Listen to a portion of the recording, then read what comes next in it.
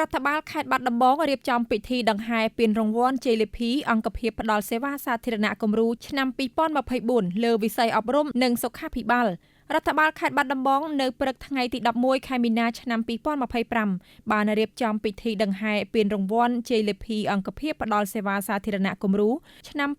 2024លើវិស័យអប់រំនិងសុខាភិបាលក្រោមអធិបតីភាពឯកឧត្តមអ៊ុយរីប្រធានក្រុមប្រឹក្សាខេត្តនិងឯកឧត្តមសុកលូអភិបាលខេត្តបាត់ដំបងដោយមានការចូលរួមពីមន្ត្រីរាជការកងកម្លាំងប្រដាប់អាវុធយុវជនលោកគ្រូអ្នកគ្រូនិងសិស្សានុសិស្សយ៉ាងច្រើនកុះករដែលពិធីនេះធ្វើឡើងនៅបរិវេណសួនវិមានឯករាជ្យខេត្តបាត់ដំបងសូមជម្រាបថាសម្រាប់ខេត្តបាត់ដំបងមានអង្គភាពចំនួន4បានទទួលពានរង្វាន់ JLP អង្គភាពផ្ដល់សេវាសាធារណៈគំរូឆ្នាំ2024លើវិស័យអប់រំនិងវិស័យសុខាភិបាលរួមមានវិទ្យាល័យពេជ្រចិន្តាទទួលបានចំណាត់ថ្នាក់លេខ1សាលាមត្តេយ្យសិក្សាធនធានក្រុងបាត់ដំបងទទួលបានចំណាត់ថ្នាក់លេខ2សាលាមត្តេយ្យសិក្សាធនធានព្រែកនរិនទទួលបានចំណាត់ថ្នាក់លេខ6និងមន្ទីរពេទ្យបង្អែកសំពៅលូនទទួលបានចំណាត់ថ្នាក់លេខ10លោកពេជ្រឈឿតនាយកវិទ្យាល័យពេជ្រចិន្តាតំណាងអង្គភាពទទួលបាន JLP ទាំង4ថ្លែងការលើកទឹកចិត្តដល់អង្គភាពបម្រើសេវាសាធារណៈទាំងអស់នៅក្នុងខេត្តបាត់ដំបងចូលរួមប្រកួតប្រជែងជាបន្តបន្ទាប់ទៀតឲ្យបានគ្រប់គ្នាដើម្បីឆ្លុះបញ្ចាំងឲ្យឃើញពីឧត្តមមានុវត្តន៍និងនវានុវត្តន៍នៅក្នុងការគ្រប់គ្រងផ្ដល់សេវាជូនប្រជាពលរដ្ឋពិសេសការកែប្រែផ្លាស់ប្ដូរចំណុចខ្វះខាតរបស់អង្គភាពឲ្យបានល្អប្រសើរលោកពេជ្រឈឿតបង្ហាញដោយបដិញ្ញាចិត្តបន្តចូលរួមប្រកួតប្រជែងនិងរិះរកគំនិតថ្មីក្នុងការអភិវឌ្ឍអង្គភាពបន្ថែមទៀតចំពោះជ័យជំនះរបស់អង្គភាពយើងខ្ញុំទាំងអស់គ្នាពុំមែនកើតឡើងដោយចៃដន្យនោះទេ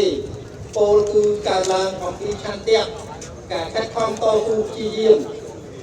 និងមានគោលដៅច្បាស់លាស់ពីគ្រប់ភាគីពាក់ព័ន្ធរួមមានអាជ្ញាធរគ្រប់លំដាប់ថ្នាក់គណៈគ្រប់គ្រងរបស់អង្គភាពគណៈកម្មការគ្រប់គ្រងសាលា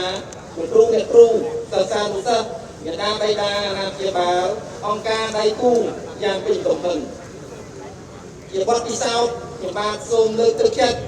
ជូនឲ្យអង្គភាពផ្ដល់សេវាទាំងអស់ក្នុងខេត្តបាត់ដំបងចូលរួមប្រកួតប្រជែងឲ្យបានគ្រប់គ្នាការជាប់ JLP និងមិនជាប់ JLP ជាការសំខាន់ណាស់ហើយប៉ុន្តែអ្វីដែលសំខាន់ជាងនេះទៅទៀតនោះគឺការឆ្លុះបញ្ចាំងឲ្យឃើញអំពីឧត្តមមានុវត្តន៍និងនវានុវត្តន៍នៅក្នុងការគ្រប់គ្រងដល់សេវាសាធារណៈជូនប្រជាពលរដ្ឋរបស់យើងទាំងអស់គ្នាពិសេសការកែប្រែផ្លាស់ប្ដូរនៅចំណុចខ្វះខាតរបស់អង្គភាពរបស់យើងឲ្យបានល្អប្រសើរឡើងជាងមុននៅក្នុងឱកាសដ៏ថ្លៃថ្លានេះខ្ញុំបានសូមគោរពថ្លែងអំណរគុណយ៉ាងជ្រាលជ្រៅចំពោះរាជរដ្ឋាភិបាលកម្ពុជាក្រោមការដឹកនាំដ៏ភ្លឺស្វាងប្រកបដោយគតិបណ្ឌិតនិងមុតស្រួចរបស់សម្ដេចមហាបវរធិបតីហ៊ុនម៉ាណែតនាយករដ្ឋមន្ត្រីនៃព្រះរាជាណាចក្រកម្ពុជាដែលសម្ដេចបានបន្តឲ្យមានការប្រកួតប្រជែងនេះជាបន្តទៀតសូមគោរពថ្លែងអំណរគុណដល់ក្រសួងមុខងារសាធារណៈក្រសួងពាក់ព័ន្ធទាំងអស់ព្រមទាំងគណៈកម្មការវិតម្លៃថ្នាក់ជាតិថ្នាក់ខេត្តថ្នាក់ស្រុកដែលលោកបានវិតម្លៃគោរពទៅតាមគោលការណ៍ច្បាប់យុត្តិធម៌ត្រឹមត្រូវនិងមានមនសិការក្នុងការទទួលខុសត្រូវខ្ពស់រហូតធ្វើឲ្យយើងខ្ញុំទាំង4អង្គភាពទទួលបានជោគជ័យនាឱកាសនេះខ្ញុំបាទសូមគោរពថ្លែងអំណរគុណយ៉ាងជ្រាលជ្រៅចំពោះឯកឧត្តម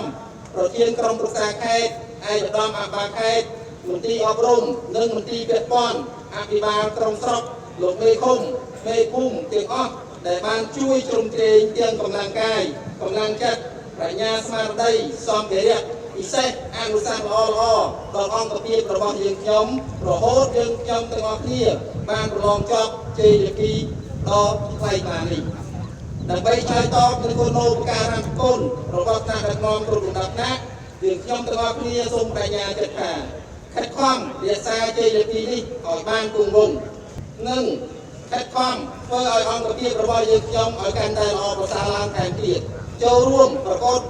ប្រជែងលើកក្រោយទៀតទាំងក្នុងប្រទេសនិងក្រៅប្រទេសបញ្ញារិះរកគ្រប់មធ្យោបាយនិងគំនិតថ្មីនៅក្នុងការអភិវឌ្ឍអង្គភាពរបស់យើងខ្ញុំបន្តទៀត ក្នុងឱកាសនោះឯកឧត្តមសុកលូថ្លែងឲ្យដឹងថាពិធីដង្ហែពានរង្វាន់ជ័យលាភីអង្គភាពផ្ដល់សេវាសាធារណៈគំរូឆ្នាំ2024លើវិស័យអប់រំនិងសុខាភិបាលគឺធ្វើឡើងដើម្បីអបអរសាទរនិងពញ្ញស្មារតីទៅដល់សាលារៀនក៏ដូចជាមណ្ឌលសុខភាពមន្ទីរពេទ្យបកឯកដទៃទៀតដែលមិនទាន់បានចំណាត់ថ្នាក់ឲ្យខិតខំក្នុងការប្រកួតប្រជែងនិងពង្រឹងការបម្រើសេវាសាធារណៈជូនប្រជាពលរដ្ឋឲ្យកាន់តែល្អប្រសើរជាមួយគ្នានោះឯកឧត្តមសុកលូបានក្រើនរំលឹកដល់លោកគ្រូអ្នកគ្រូឲ្យចូលរួមណែនាំសិស្សានុសិស្សជាឆ្ងាយពីគ្រឿងញៀនហើយមន្ត្រីរាជការនិងកងកម្លាំងប្រដាប់អាវុធទាំងអស់មិនត្រូវមានពាក់ព័ន្ធនឹងគ្រឿងញៀននោះទេ